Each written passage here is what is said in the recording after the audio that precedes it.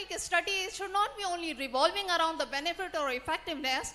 So under the guidelines of good clinical practice, ICH, Declaration of Helsinki, this research all across Pakistan has been conducted.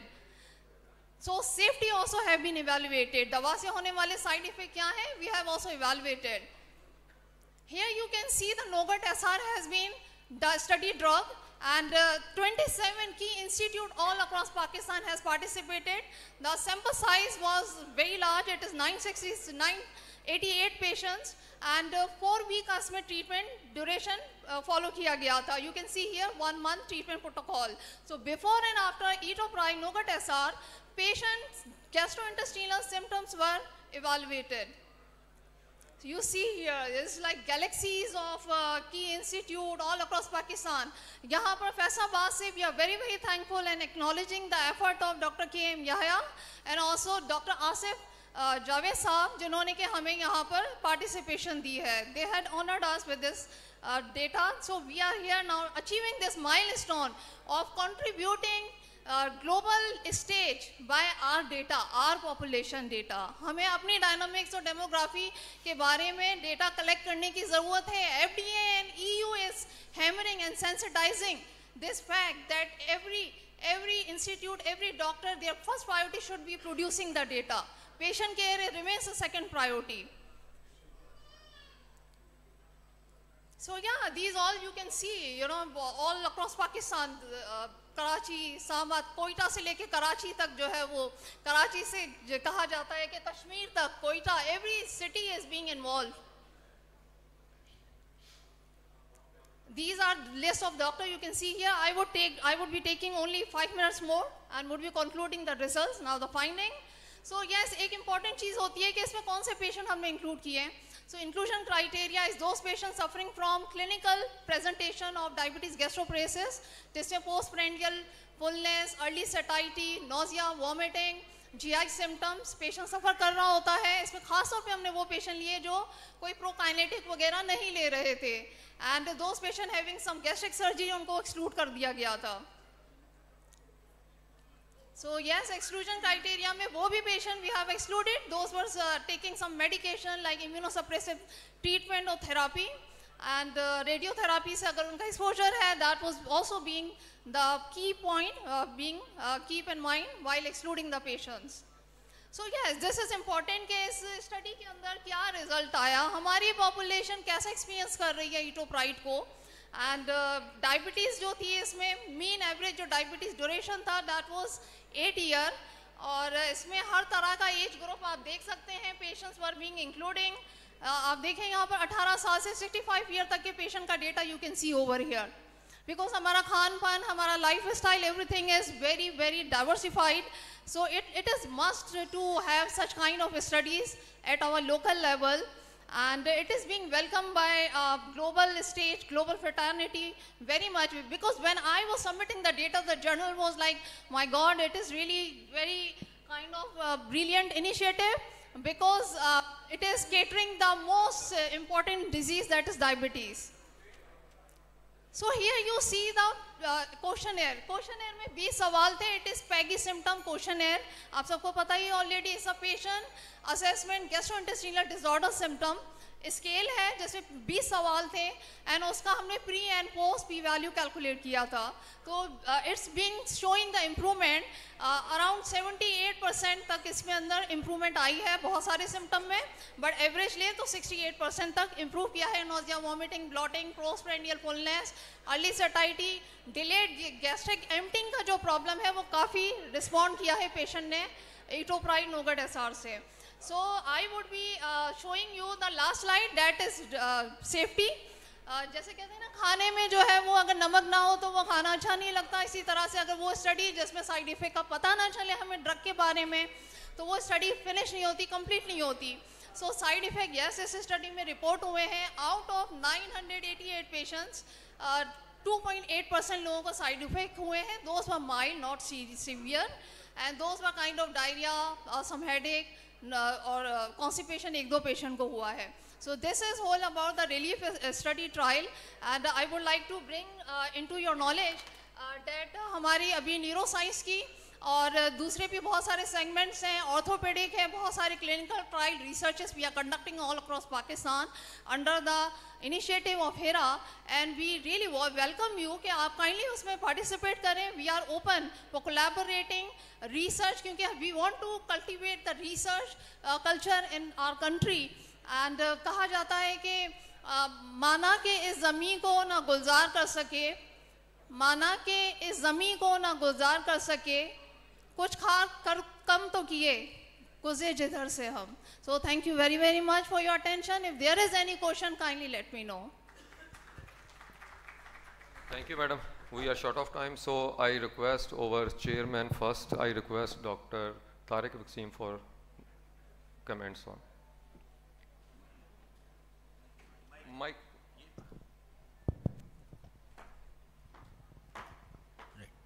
Apart from the laptop lucky draw, it has been primarily okay. So we had three main talks. The first one about hypertension and diabetes. Of course, hypertension and diabetes, when they are together, they need a special attention, and targets usually have to be lowered down. And we are told that those newly diagnosed diabetic who are young and don't have any complications, their target should be slightly lower as compared to the elderly. Then we had a talk on insulins from our friend from Malaysia, and that was on longer acting insulin. Of course, insulin, they say that sulfonylurea and insulin are going probably out of type 2 diabetes management, but it would take another decade or so before they are out, and there still is place for this longer acting insulins.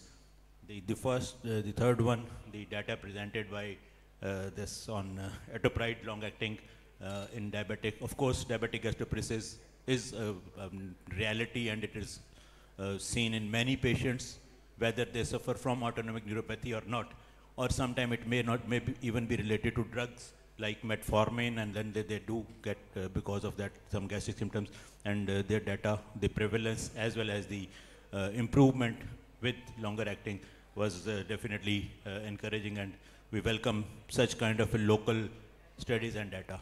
So that's it's been overall a very good mixed type of a session, and we enjoyed all the three talks.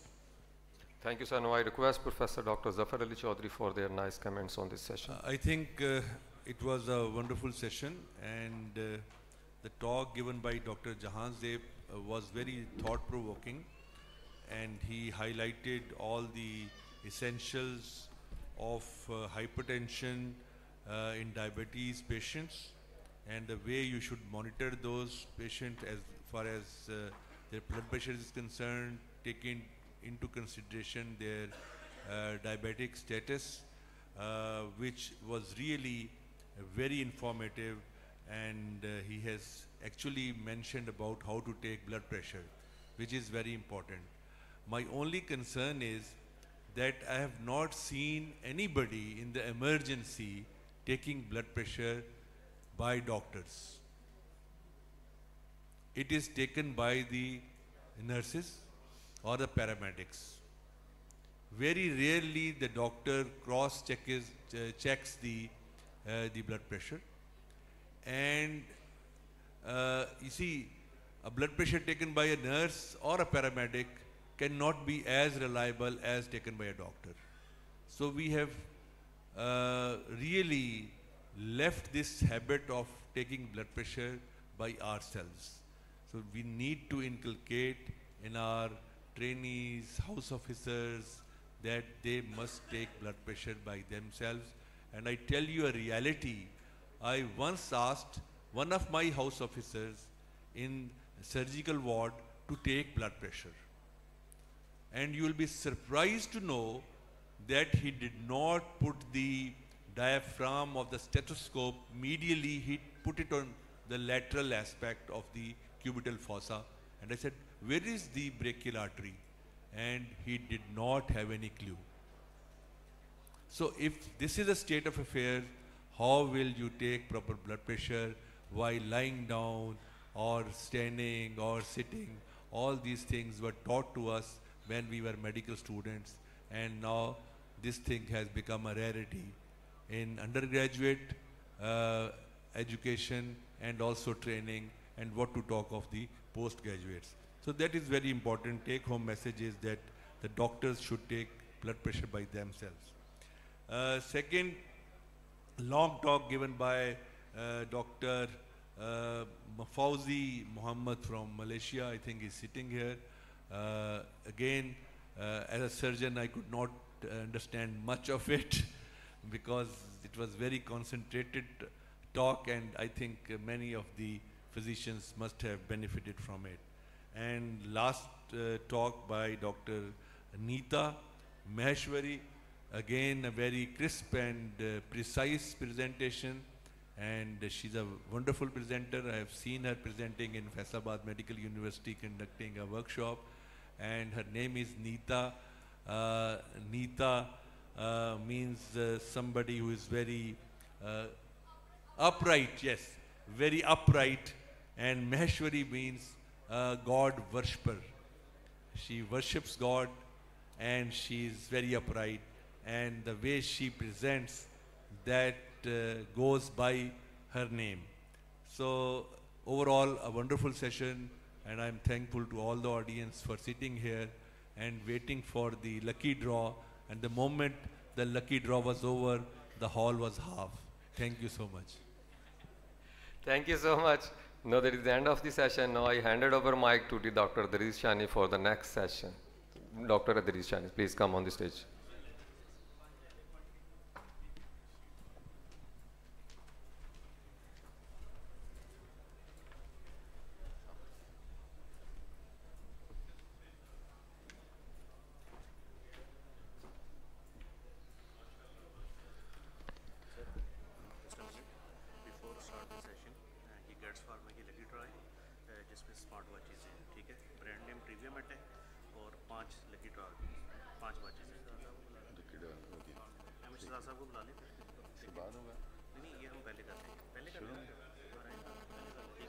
Session करवा लेना एक session इस session के बाद होगा, आप अपनी alignment कर चलो ठीक है, एक टॉक के बाद ही होगा, ठीक है सर। सीनियर हायरार्की आप हमसे ज़्यादा बेहतर जानते हैं, आप। Thank you very much, Dr. Irfan, for your second session. Now we are moving towards the third scientific session. This session will be comprising of 4 to 5 state-of-the-art lectures. First of all, I would like to ask all the respected audience to keep silence so that our scientific lecture should proceed effectively. First of all, I would like to invite our panel of experts. The first panel of experts, our worthy Vice Chancellor Sahab, Dr. Zafar Ali Chaudhry Sahab. He is one of the dynamic personality and one of the untiring personality, I would say, of the country. Always impressed whole of our community. I request Professor Muhammad Ali Chaudhry Sahab to come on the stage as panel of expert. Sir.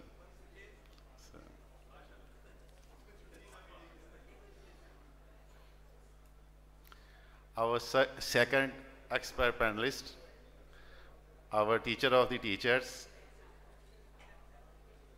Principal, Independent Medical University, ex-head of the Cardiology Department, Professor Fiz Chaudhry Sahab. Sir.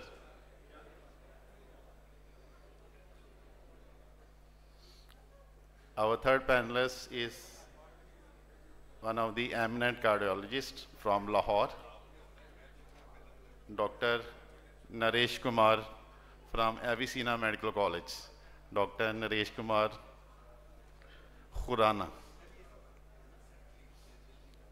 Our fourth expert panelist is from Peshawar, Professor Dr. Ata Muhammad Sahab from Lady Reading Hospital. Professor Ata Muhammad Sahab. Our next panelist is Dr. Najam Mahmood from Karachi, representing PCDA, Karachi. Dr. Najam Mahmood Saab. Dr. Najam Mahmood Saab is here. Our sixth panelist, I request Professor Aman Hussain Saab to please come on. This is head of the Department of Medical Unit 2.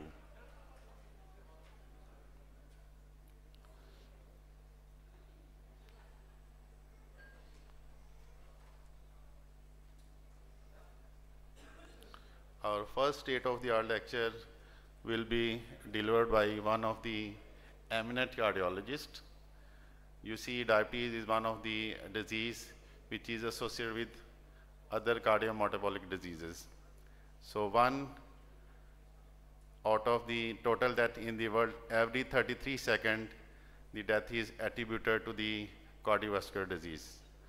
Now I request one of the eminent interventional cardiologists from Glasgow, Scotland. He is also one of the interventional cardiologists from the Golden Jubilee Hospital, Scotland, Dr. Professor Adil Shaukat Saab. From very eminent family of Punjab and eminent family of the Faisalabad, Dr. Shaukat Saab, Ahmad Shaukat Saab, Asam Shaukat Saab.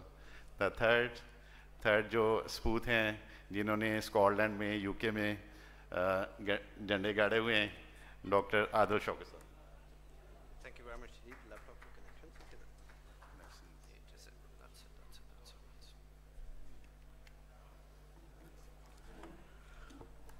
Need to make sure my media works first of all.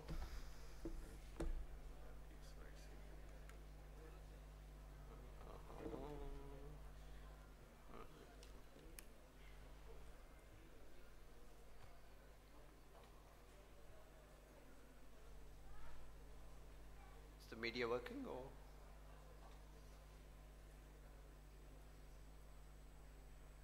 there you go. Thank you very much indeed for kind invite and for the kind introduction.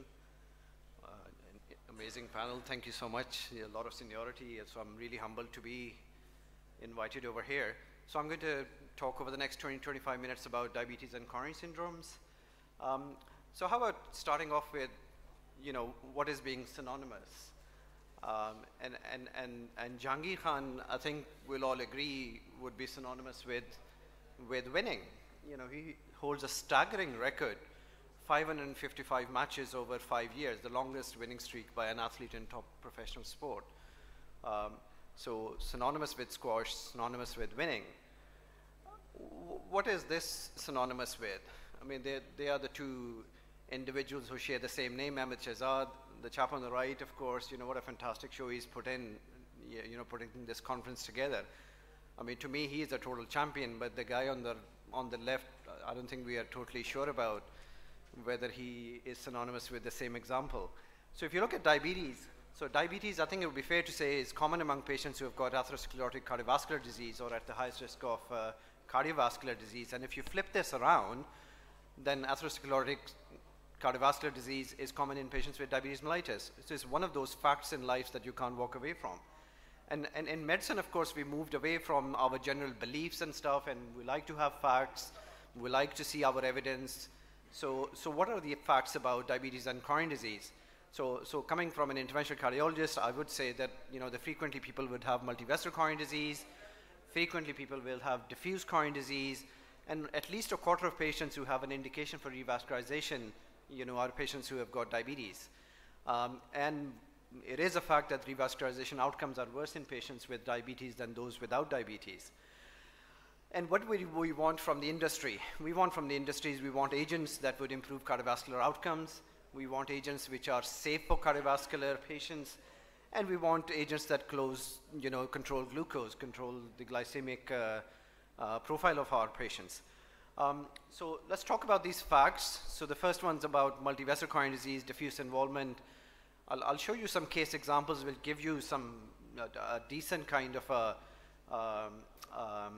wide scope kind of introduction to what is the scale of the problem in these patients.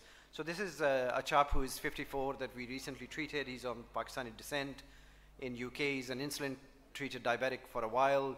but you can see that his HbA1c is totally atrocious. He's got peripheral neuropathy. He's presented this time around with an anterior myocardial infarction. And these are his coronaries. And you know, for the benefit of audience, I hope that I've annotated it reasonably well for you to understand that if you look at your pictures on the left, it's largely to have a focus on the left circumflex. You've got a long, long section of disease, very diffuse, very long. And the picture on the right is of your anterior descending, again over a long, long section of disease. We'll come to this particular patient, what did we do with him and what did we achieve. But a second sort of, you know, the scope of diabetes involvements. This is another gentleman of Pakistani descent that I recently treated. He's 65 years of age. He's been diabetic for a while. Now he's gone through a full profile of coronary disease management. He had an MI a number of years ago, had coronary surgery in 2006. Then he had out-of-hospital cardiac arrest in 2016, which led to an ICD implant. And now he's presenting again with increasing angina. So slightly more difficult to sort of comprehend, but if you can bear with me that the picture on the left shows you what the surgical advantage over PCI operators for these patients is, that this is an internal memory graft, which is nicely patent to the distal LAD, but at the end, if you see a vessel filling back, that's the left circumflex. On the right side is the picture of your right coronary artery, which is, in fact is chronically occluded. So this gentleman still has a patent vein graft to his right coronary artery, as shown on the picture on the left, but on the picture of the right, he's got a pretty complicated occlusion of his left circumflex, and this whole section is, you know, in a simplistic verse, is devoid of supply and is a large ischemic zone. Last example, and we'll come back to these again at the end, hopefully we'll tie it all together, that this is a 54-year-old gentleman who's a diabetic again for 15 years. He's had previous MI and he's had a recent bypass surgery rather than a historic bypass surgery. He's had angina increasing for the last 6 to 12 months now.